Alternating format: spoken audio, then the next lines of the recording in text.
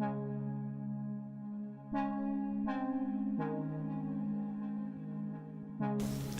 the 10th century, the First Great Crusade occurred, and Christians finally could once more worship in Jerusalem. The problem was that the Turks had taken the Holy Land approximately 90 years earlier and refused to allow any Christian to go and worship or have pilgrimage there. The Arabs before then, although they controlled the Holy Land, allowed pilgrims to come, Christian pilgrims to come to the Holy Land. The Turks said no. So the First Great Crusade occurred, Jerusalem was liberated. It was very bloody, messy business, but they set up shop there. That is to say, they set up the Christian kingdom of Jerusalem and several of the smaller areas around there. The big bind was, how do the pilgrims get to Jerusalem? Now, Jerusalem is approximately a 3-day walk from the coast, and most of the pilgrims, the only way you can do it really was take ship and land in Joppa and then wind your way up through the craggy pathway all the way up to Jerusalem itself. And there you would fulfill your pilgrim requirements, which was walking in the way of Christ and going down to the Jordan River and being rebaptized there and all sorts of wonderful things that you could do. But the problem was to get there. All along the route, there were bandits. The Christian knights, soldiery that protected the city could not protect the route. There was no one to protect pilgrims. Quite frequently, pilgrims would be waylaid, stripped of their clothing, murdered, all their money taken, and left to die, somewhat along the same lines as the parable that Jesus told about the man who was beaten by the road and left to die there. This was something that was a common occurrence. They tried, occasionally they would get 1 or 2 knights down there to assist, but nothing really happened until the year 1118. I contend 1119. In 1119, something awful happened. There were a large group of pilgrims, 225 or thereabouts. Large group of pilgrims had been fasting. It was Easter time.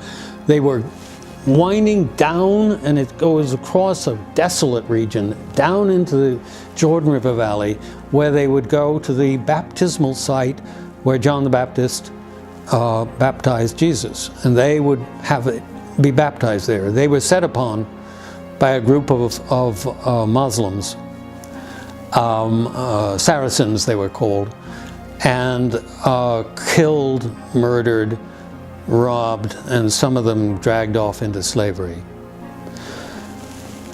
When word got back about this, and there several of the group of pilgrims did escape, word got back to Jerusalem. There was panic because, for several reasons. One, the horror that so many pilgrims in Easter time should be killed. But also there was panic because most of Jerusalem depended upon pilgrims' money coming in, and it was at that point that Hugh de Payan, who was a knight there, who wanted ultimately to become a monk, came to the king and said, look, well, he didn't say that. It was in Old French, and I'm afraid I can't provide that for you. But he said that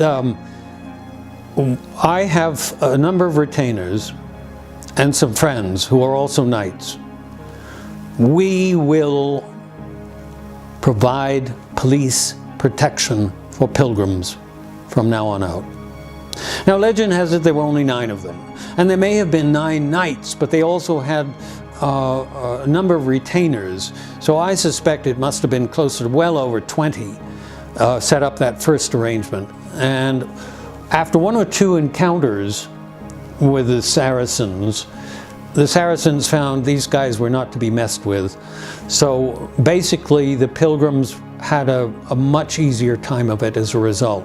In 1185, that's about, call it 60 years after the founding of the order. It had now become very popular.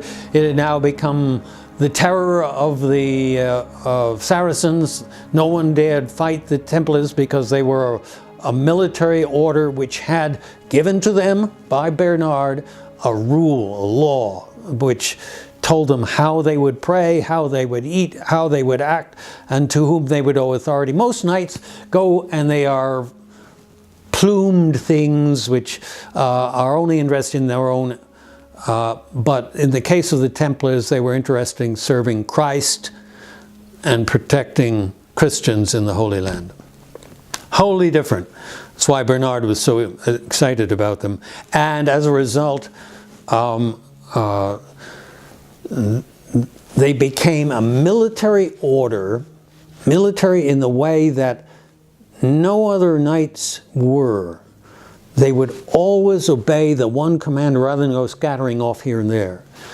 And as a unified body, if you see the troop of Templars coming over in their white mantles, and you are a Saracen trying to attack, then you turn around and run.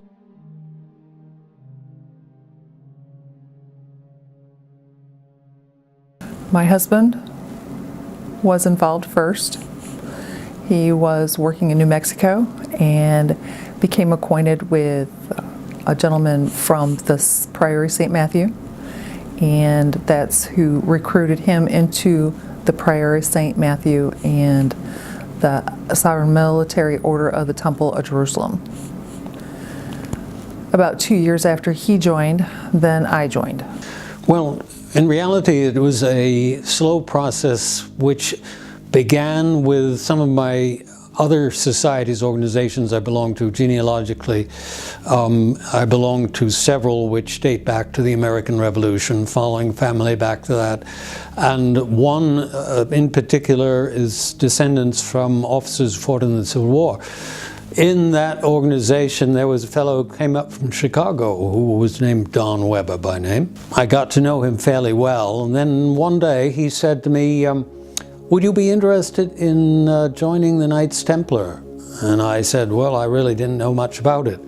Well, one thing proceeded from another, and the invitation was given to me to form a small Knights Templar group here in Wisconsin. None existed up till this point, which would be part of the Priory of Greater Chicago, as it was called at the time.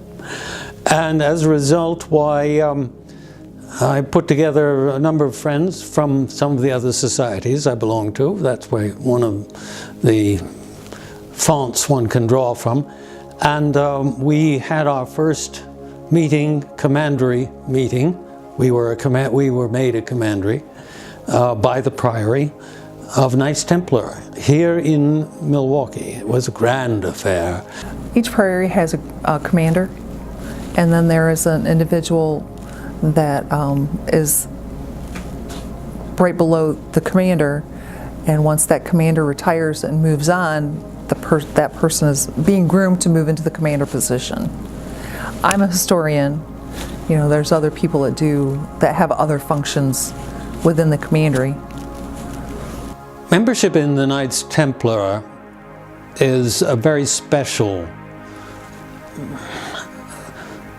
group to belong to in many ways, because what its prime purpose is, I say now, because it was not always the case, is helping Christians in the Holy Land. It's a Christian organization. You have to be a Christian. You can be affiliated with a church. It's a chivalrous order. It's to help Christians here and in the Holy Land to be safe. The original Templars were there to assist and protect Christians in the Holy Land, and that is what we do now. For the whole of the Grand Priory of the whole United States, which constitutes 21 priories, of which the Chicago, that is, say, now the Priory of St. John the Baptist was one, and to help people in need. Why? One has to ask the question, why do Christians need help in the Holy Land? One would think that that would be a safe place. It's not. There is not the sort of danger you find in Iraq or some of the other Middle East countries where they're killing Christians. Israel keeps fairly tight field on that. But how does a Christian survive? Particularly since most of the Christians there are Palestinians, not Israelis. Therefore, if they want work in Israel, they have to go through the gates and that sort of thing.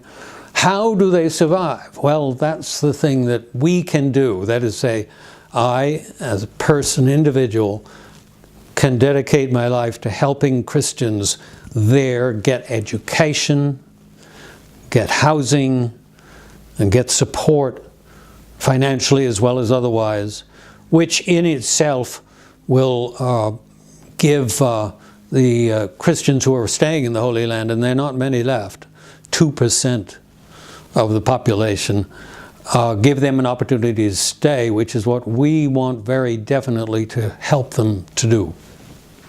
Many years ago, when I was Grand Aumônier for the whole Grand Priory of the United States, that's after several years of being active on a local level, I felt that at that point something ought to be done to help Christians in the Holy Land. We weren't doing anything to help Christians in the Holy Land, even though we bore the name Knights Templar. So I proposed to the Grand Prior, who happened to be Admiral Carey at the time, I proposed to the Grand Prior we set up a thing called it became the Jerusalem Mite. The concept would be that every night in the whole Grand Priory of the United States would have the opportunity to give some sum of money to help in the Holy Land. The purpose being that as a Templar, we attend to other charities, but that should be one that should be of prime concern to us. And in fact, it began, only the problem was that the word didn't get out very rapidly, and there were about 3 of us who contributed. And what were we contributing to? Well, basically the best avenue that we had at the time was going to the Franciscans. The Franciscans have a whole establishment in the Holy Land. They're in fact in charge of taking care of many of the religious buildings there and assisting also Christians there. So it was a natural. And we began giving money to the Franciscans, and then we found that after sending out a delegation of which I was part, we found there were other avenues that we could help, giving money to the various religious denominations, Christian religious denominations in the Holy Land. As it is, we send over $100,000 a year to the Holy Land through the Mite program and others, and we now have also scholarships in the Holy Land. But that is one of the most important aspects of our involvement in the place where the original Templars first set up shop.